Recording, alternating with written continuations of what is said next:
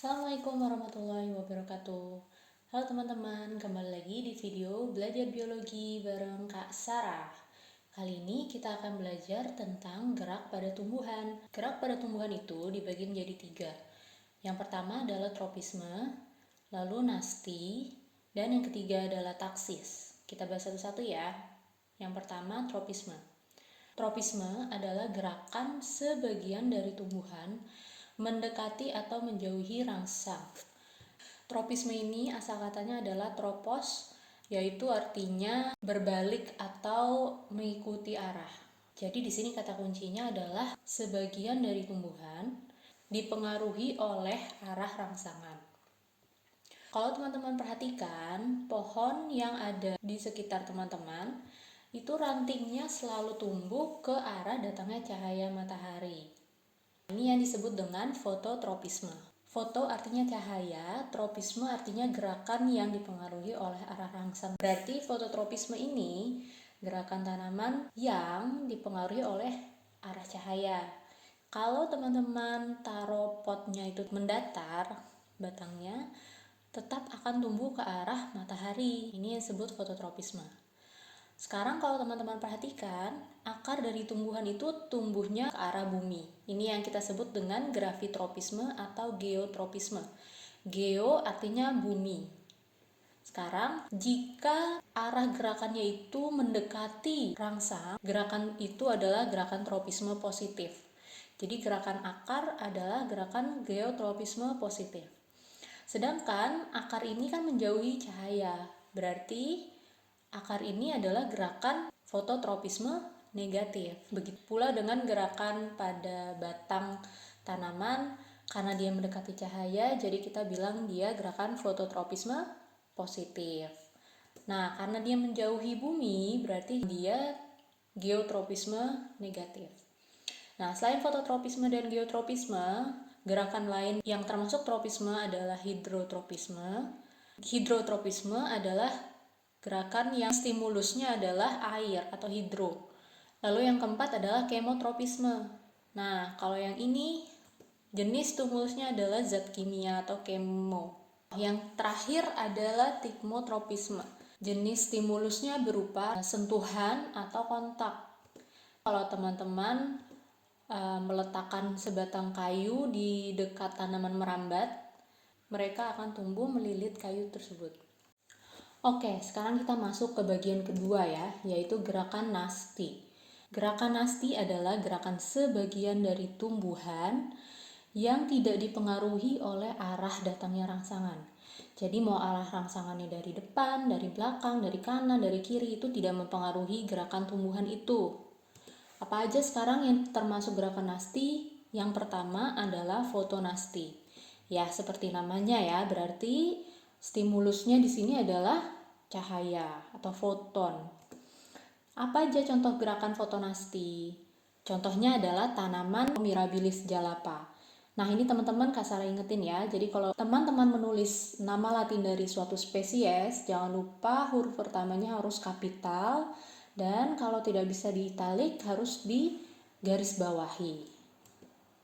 Nah, bunga Mirabilis jalapa ini atau bunga pukul 4, ini dia akan mekar seperti namanya pada pagi hari. Jadi saat kena sinar matahari dia akan mekar. Lalu yang kedua adalah gerakan seismonasti atau tikmonasti. Ini podo ya teman-teman, sama seismo dan tikmo.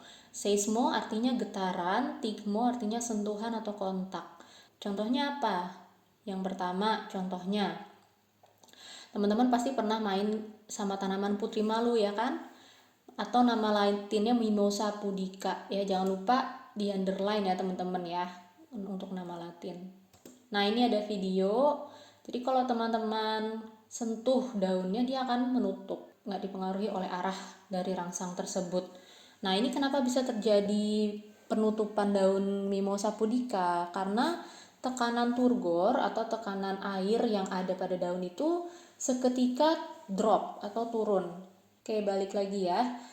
Selain Mimosa pudica ada contoh lain, yaitu tanaman Venus atau tanaman pemakan serangga.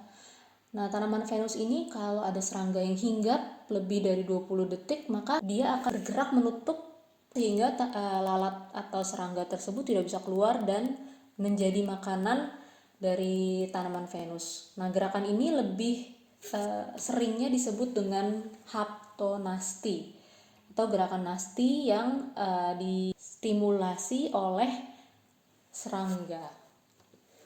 Lalu yang ketiga ada niktinasti. Nikti itu dari kata nux atau teman-teman bisa ingat night, artinya malam. Jadi gerakan nasti yang dipengaruhi oleh kondisi gelap. Contohnya apa? Contohnya daun lamtoro. Daun lamtoro ini kalau dalam keadaan gelap atau malam, dia itu akan seperti layu. Ya, jadi dia seperti layu atau sebenarnya dia tidur. Tapi nanti kalau sudah terang lagi kondisinya, dia akan segar lagi. Yang keempat adalah gerakan termonasti. Termo artinya panas. Teman-teman kalau badannya panas diukur pakai apa? Termometer, ya kan? Termo itu artinya panas. Jadi termonasti adalah gerakan nasti yang dipengaruhi oleh suhu atau kondisi panas. Contohnya apa? Contohnya adalah mekarnya bunga tulip. Ya, bunga tulip yang ada di negara Belanda itu ya. Jadi kalau musim dingin dia tidak mekar, tapi saat musim semi, musim yang agak hangat, temperaturnya lebih tinggi, dia akan bermekaran bunganya. Nah, yang kelima adalah gerakan nasti kompleks. Kenapa dibilang kompleks? Karena jenis stimulus yang merangsang gerakan ini tidak hanya satu, tapi ada banyak. Contohnya apa? Contohnya adalah gerakan membuka menutup stomata pada daun. Jadi stomata ini yang mempengaruhi gerakan membuka menutupnya itu tidak hanya satu, tapi ada bermacam-macam, yaitu kondisi gula pada tanaman tersebut, kemudian suhu dari lingkungan, kondisi air dari di dalam tanahnya, itu mempengaruhi proses membuka dan menutup stomata. Oke, kita masuk ke bagian terakhir ya, yaitu gerakan taksis. Ini gerakan paling beda dari yang lain nih teman-teman. Kenapa? Karena satu-satunya yang melibatkan seluruh bagian tumbuhan adalah gerakan ini. Dan dia juga dipengaruhi oleh arah rangsangan. Biasanya gerakan taksis ini diperlihatkan oleh tanaman-tanaman yang tingkatannya masih rendah. Jadi seperti alge, lumut gitu ya, yang ukurannya sebenarnya mikroskopis karena dia melibatkan seluruh bagian tumbuhan. Nah, apa aja contoh gerakan taksis? Yang pertama adalah fototaksis. Teman-teman harus sudah paham ya bahwa fototaksis stimulusnya adalah cahaya atau foton. Nah, contohnya ini alge, teman-teman. Alge ini adalah tanaman, tapi sebenarnya dia tingkat rendah dari tanaman gitu. Jadi ada alge yang masih uniseluler. Nah, jadi dalam selnya itu ada kloroplas, dan supaya kloroplas ini efektif dalam membuat makanan dan berfotosintesis, dia memiliki kemampuan untuk mengikuti arah cahaya. Jadi kalau ada cahaya matahari, maka si alge ini, sel-sel alge ini akan bergerak mendekati cahaya. Pada tanaman yang lebih besar atau tanaman multiseluler, gerakan pada kloroplas di dalam daun-daun tanaman itu juga termasuk ke dalam fototaksis. Gerakan yang kedua adalah gerakan kemotaksis. Kemo atau kimia, berarti stimulusnya adalah zat kimia. Contohnya apa? Contohnya pada tanaman lumut, gerakan spermatozoa mendekati sel ovum itu disebut dengan kemotaksis karena sel ovum itu mengeluarkan zat-zat kimia yang bisa menarik perhatiannya si spermatozoa ini. Lalu contoh lain, pada tanaman berbunga atau Antofita, organ reproduksinya terdiri dari apa? Serbuk sari dan putik. Nah, serbuk sari ini kalau menempel di kepala putik namanya apa? Penyerbukan.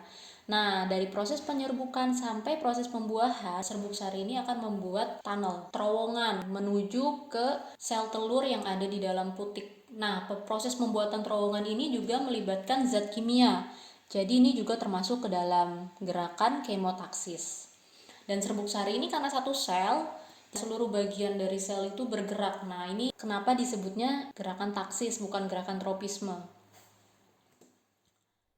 Oke, teman-teman, sekarang kita masuk ke latihan soal ya. Jadi ini ada tabel, gerakan pada tumbuhan ada 3, terus Kak Sarah bagi sesuai dengan arah rangsang dan bagian dari tumbuhan yang bergerak.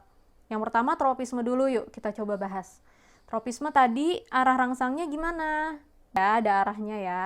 Terus bagiannya yang bergerak sebagian. Jadi bisa daunnya aja, bisa batangnya aja, bisa akarnya aja gitu ya.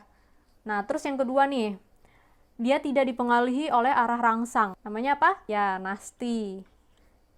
Terus, bagian tumbuhannya yang bergerak apa? Dinasti. Sebagian ya.